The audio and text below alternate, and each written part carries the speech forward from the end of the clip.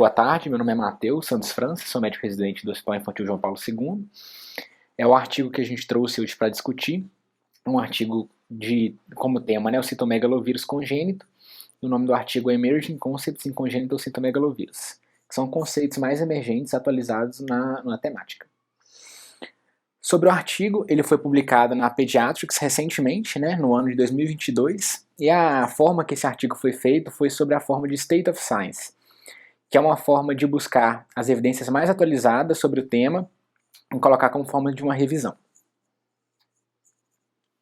Falando um pouco sobre a relevância do tema antes de entrar no artigo. Em 1882 a gente teve a primeira publicação de citomegalovirose congênita, de lá para cá já se passaram-se 140 anos e muita coisa mudou de evidência.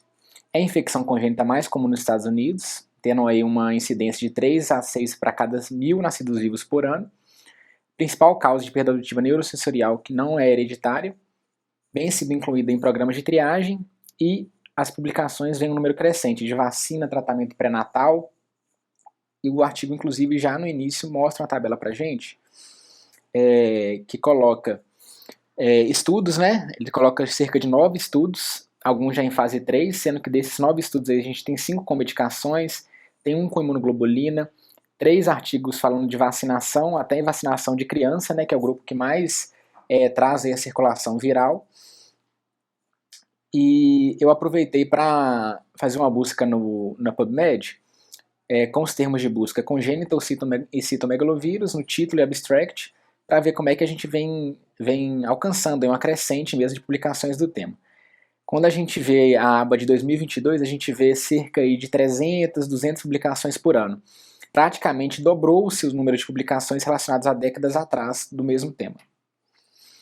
Além disso, o citomegalovírus tem relação com morte fetal em aborto como causa em até 8% dos casos. Na Austrália, um estudo mostrou que 15% de autópsias têm positividade para a pesquisa do citomegalovírus. E durante a gestação a gente tem um maior risco de aborto espontâneo e de morte fetal intraútero. Passando a parte da relevância sobre o tema, a gente fala agora sobre epidemiologia e transmissão. Uma coisa que o artigo traz para a gente de novidade é que foi encontrado, durante a busca que eles fizeram, uma disparidade em comunidades marginalizadas com prevalência maior em bebês afro-americanos e multirraciais e menor prevalência entre hispânicos, brancos e asiáticos.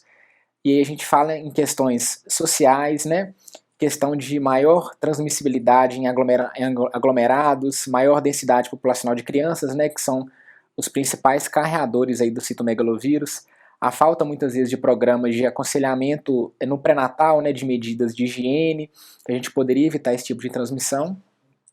E outra coisa também sobre transmissão que o artigo traz, que a gente tem a maior chance com mães de mais de um filho que trabalham com criança, mostrando mais uma vez a importância das crianças, principalmente as crianças na fase de lactância e na fase pré-escolar, que carregam o vírus por mais tempo.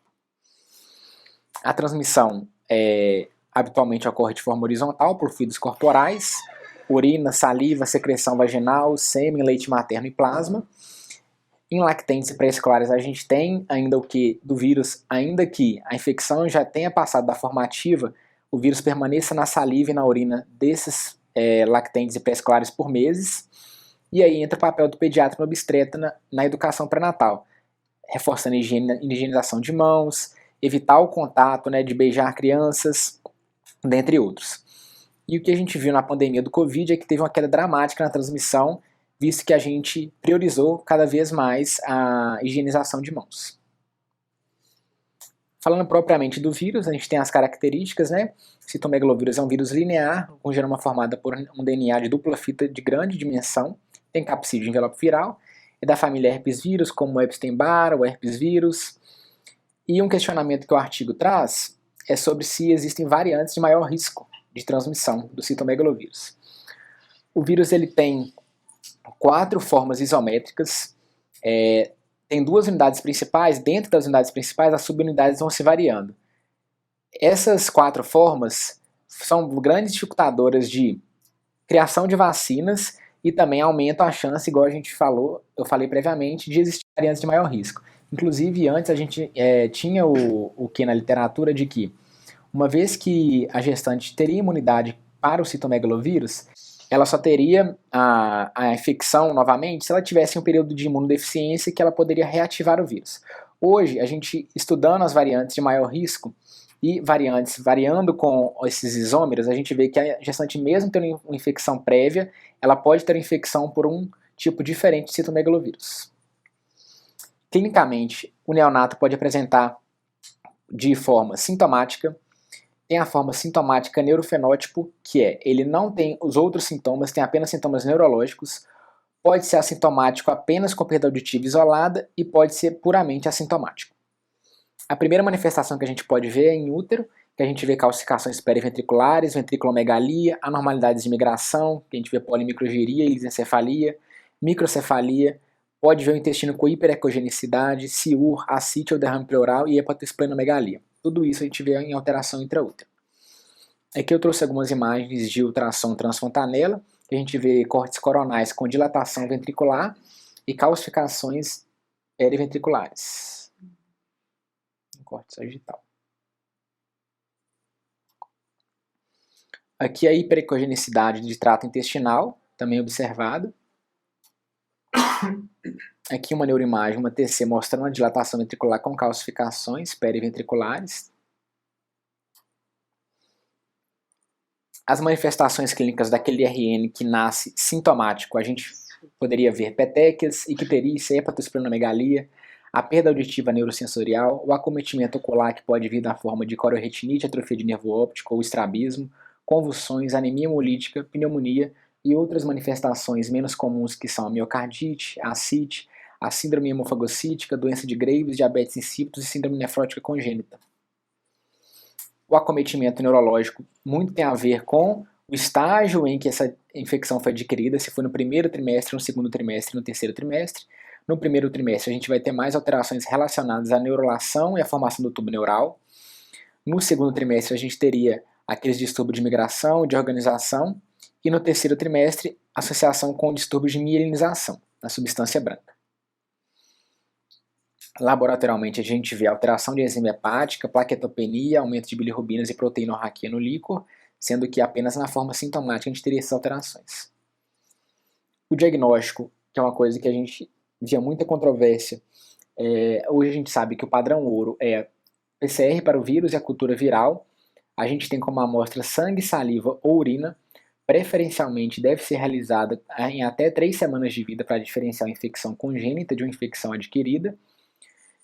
E eu trouxe um quadro aqui que tem como referência o UpToDate, que ele coloca, a cultura como o método de escolha, com sensibilidade e especificidade de 100%, em amostra de urina ou saliva nas primeiras 3 semanas. Tem uma cultura rápida também que ele traz, que também tem uma sensibilidade próxima de 100, uma especificidade de 100 em urina e saliva. E a PCR em urina e saliva, também nas primeiras 3 semanas, também próximo de 100. E quando a gente vai para o sangue, a gente vê uma sensibilidade muito menor e uma especificidade garantida. Então a amostra que a gente vê de escolha aí é a saliva ou a urina, sendo que a saliva ainda tem um pouco maior de chance de ter casos falsos positivos, até por contato da saliva do bebê com o seio materno, podendo ter presença de anticorpos maternos. Chegando um pouco da parte do tratamento, a primeira coisa que a gente tem são as intervenções, São as drogas antiepilépticas para aquele RN que tem acometimento neurológico com crise convulsiva, a reabilitação para atrasos motores, a monitorização para acometimento otológico e audiológico, e oftalmológico, perdão. E uma coisa que o artigo traz é o implante coclear precoce. Com 9 meses de idade, essa criança que tem um acometimento audiológico já poderia ir para o implante coclear. O tratamento que a gente utiliza, antivirais, no caso, que tem na literatura descrito, é o ganciclovir via endovenosa e o valganciclovir via oral. A gente tem reservado apenas para casos moderados a graves. O benefício maior se dá quando iniciado no primeiro mês de vida. Tem que se pesar o risco-benefício da medicação. Dentre os riscos que a medicação traz, a gente tem injúria renal, injúria hepática, a principal que a gente vê que é neutropenia. E o regime de escolha, quando a gente vai para o ganciclovir venoso, a dose é de 6 mg dose a cada 12 horas, e o valganciclovir, 16 mg dose a cada 12 horas. Outros antivirais que a gente tem separado é o Foscarnet e o Cidofovir, que são para casos refratários, ou se tiver toxicidade ao ganciclovir, ou com infecção com adenovírus, a literatura ainda cita se tiver imunodeficiência primária associada. Esse quadrinho do UpToDate, ele descreve como é que a gente faria essa escolha, né? O neonato que nasce com a infecção congênita por citomegalovírus, a primeira pergunta que a gente tem que fazer é se ele tem uma função imune preservada, né? Se ele for um indivíduo imunocompetente, a gente vai pelo grau de sintoma. Se for um grau de sintoma que tem risco iminente de vida, por exemplo, uma sepsis-like, uma pneumonite, miocardite, uma hepatite, uma enterocolite, uma trombocitopenia refratária, a gente começaria o tratamento de forma mais intensa, né, com a medicação venosa, e até pesaria a mão de associar 2 antivirais. Se for o caso de sintomas que não são de risco de vida, como microcefalia, as calcificações intracranianas sem crise convulsiva, ou uma icterícia com hepatosplenomegalia, sem hepatite, a gente iria para o tratamento para aqueles casos não graves que a gente utilizaria medicação venosa ou oral. E nos casos assintomáticos, a terapia não é indicada. E a gente tem estudos aí em andamento vendo um benefício talvez naqueles casos que tem perda auditiva isolada, mas ainda não é recomendado. E se for um caso em que a imunidade, nós temos aí uma imunodeficiência primária, por exemplo, SCID, a gente já iria para o tratamento daquele indivíduo que tem risco à vida, independente da clínica que ele tivesse, associando 2 drogas no tratamento. O que a gente queria levar de mensagem, né, take-home message desse artigo a gente tem que ter maior atenção para o rastreio em grupos de risco, né, aqueles grupos que a gente falou lá atrás, que seriam os grupos de maior risco social mesmo, né? A gente fica de olho nas vacinas que estão em andamento. As vacinas têm como grupo-alvo crianças mesmo, as crianças que circulam o vírus aí por mais tempo e que fariam essa transmissão para a gestante. O implante coclear precoce, que ele reforça também que mudaria um pouco o prognóstico da criança no seu neurodesenvolvimento. O papel do pediatra e da obstetra na educação pré-natal de medidas de higiene. Essas são as referências. Obrigado.